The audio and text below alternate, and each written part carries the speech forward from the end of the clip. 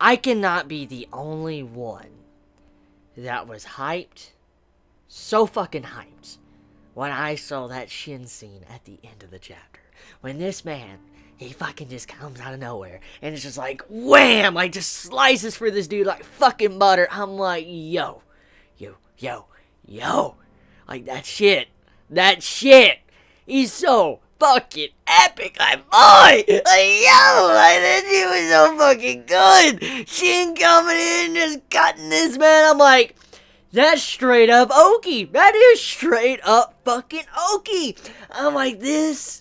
that is what I wanted to see from Shin, because of him taking up Oki's weapon, and him now getting very, very close to becoming an actual general.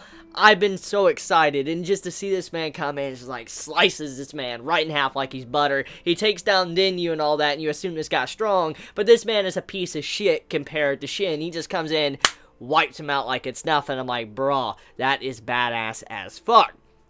So, besides that, this chapter, so much hype in it. There is so much hype with so many characters. Sugen, Denyu got wiped out, but also just shows that this man is, once again, very resilient, because we know he's going to get back up. Shin's hype, and then Bajio, hopefully I'm saying his name right. It's just a lot of different portions of the chapter is very hype. But on top of that, the new recruits and their dilemma of what's going on in this war. We've already seen aspects of that in the last chapter with the new archers, you know, the two brothers and how they're having to kill people, but we get to see another example of this with the other new recruits, and that's something I really love about Kingdom, and it's something I'm really loving about this arc in general, just showing that even though we have a lot of characters, a part of Shin's army that are like veterans, they've been through so much shit, they no longer are fazed by anything. When new people get added, like new recruits, obviously they're going to go through the exact same thing that Shin and his crew went through earlier on in the series. I mean, you gotta remember this.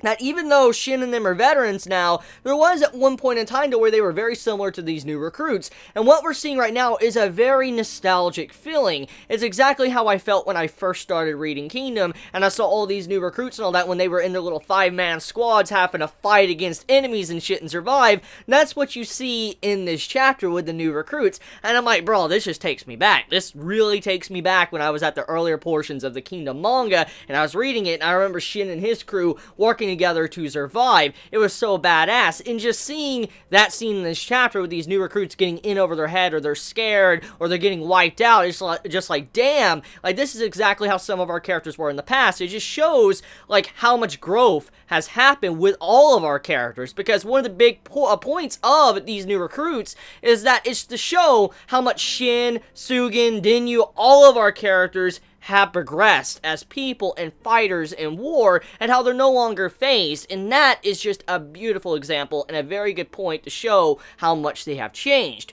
Now, besides that, let's talk about Sugen. So Sugen, I love that he got a promotion. It also seems like Denyu got a promotion as well. This man is a very badass character. He's always been in badass situations in earlier portions of Kingdom, and he doesn't get a lot of screen time or panel time as much as I would like, but overall though, when he is in the manga, he does have some badass moments, and I like to see this man just helping out the new recruits and all that. This man just acting badass and shit. I'm like, yo, Sugen being fucking hype in this chapter. But then also on top of that, Denyu, I'm a little bit disappointed with that, because the man got wrecked to just prove a point to show how strong this dude was, and then Shin comes in and wipes him out. But overall, thanks to Denyu being so strong and resilient, we know he's going to be fine. He's probably going to be out of commission for maybe a couple days or so, and then he's going to be back up and he's going to be fighting once again. It really sucks, because Denyu is a good character as well. This man has proved time and time again he's badass and very strong too. It just sucks this man got wiped out like that just to prove a point about a character. But overall though, I'm pretty hyped up about Denyu too, because this man most likely is going to have a very crucial role in this arc depending on where it's going to go. But anyways, let's talk about Bajio. So Bajio, oh god, Bajio, woo, that man is something else. Okay, so we know Bajio, he is someone that is ridiculously strong. We know this man is crazy fucking strong. We saw it a long time ago in literally the first 100 chapters of Kingdom. This man is someone you don't want to mess around with. He will fuck your shit up if you underestimate him, and even then he'll still fuck your shit up even if you don't, because of how savage he can be when he goes into that certain mode we know of, which he's not necessarily doing in this chapter. So that's just scary nonetheless. However, Bajio, what he did in this chapter, just crushing a bunch of soldiers, just kicked the fucking shield, and you see these shields just crunching their heads and shit, just destroying a bunch of soldiers. I'm like, yo, Bajio, like, my god, like, my boy, like, I know you're powerful, I know you're insane, but damn, like, chill, I know your strength, but damn,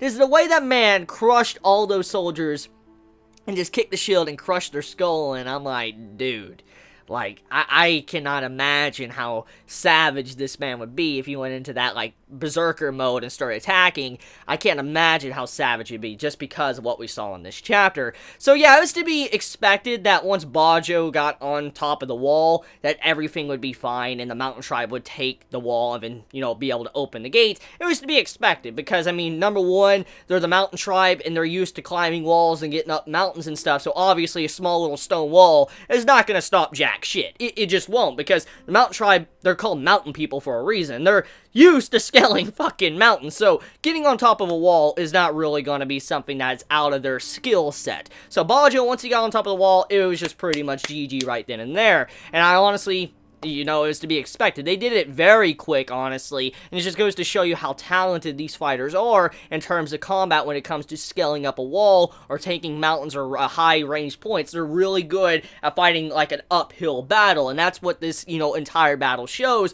and why Onsen even, you know, put them up to the task in the first place, as because they're skilled at this type of combat. But anyways, though, let's talk about how the gate was opened, okay? So that scene was very funny to me. Now, I don't know how many laughed at that scene. I might be the only one that laughed. But when you saw the mountain tribe just get down there near the gate and all that, and they were just looking for the gate, like the secret passage, and you saw this one dude just like, yeah, just sniffing the fucking wall. I'm like, what the fuck? This man's just sniffing a fucking wall. Like, he's going around just like, just sniffing. He's like, that's some good wall right there. I'm like, yo, what the fuck? But it makes sense, though, because the reason why they are probably smelling for some very, like, I guess, musty type passageway, because you gotta remember, if it's like a dark passageway that's trying to hide the gate, the entrance to open up the gate or whatever, obviously it's gonna have like this smell probably coming out of it and all that, and that's what they're probably trying to find, like some form of musty type smell. And so I'm like, yo, this man's straight up sniffing fucking walls and they're smelling the ground and shit. I'm like, yo, this is just like, what?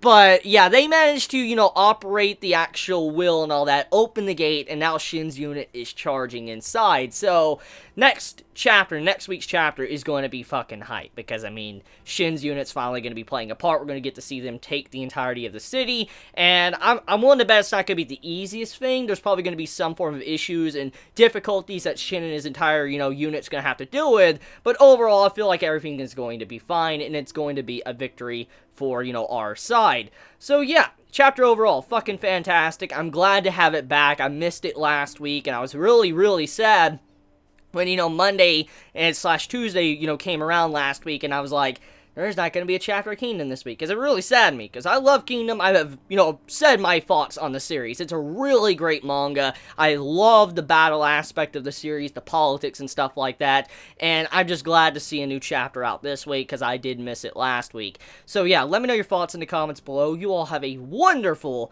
day or night wherever you live, and please be safe. Chibi out.